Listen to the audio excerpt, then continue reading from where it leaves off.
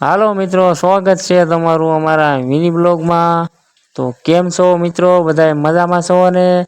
તો આપણે આવી ગયા છીએ મિત્રો વાડીએ।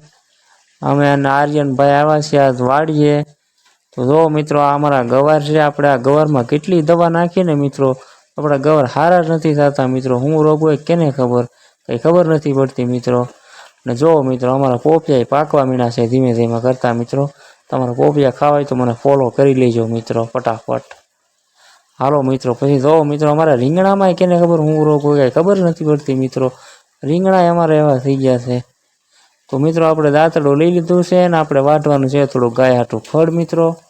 તો આપણે જઈએ છીએ મિત્રો હવે ખડ વાટવા।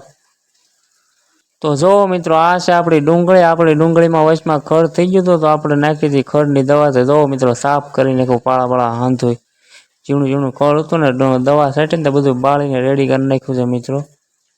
તો ફાઇનલી મિત્રો આપણે ખડનો પોળો એક વાઢી લીધો છે આપણી ગાય હાટું, અને આપણે પરેવો થઈ જાય મિત્રો ગરમીના આખા।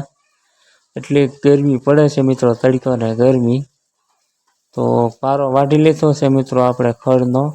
હાલો મિત્રો, તો આપણે ખડનો પૂળો વાઢી લીધો છે। હવે જાય છે મિત્રો આપણે ગાડીએ ખડનો પૂળો।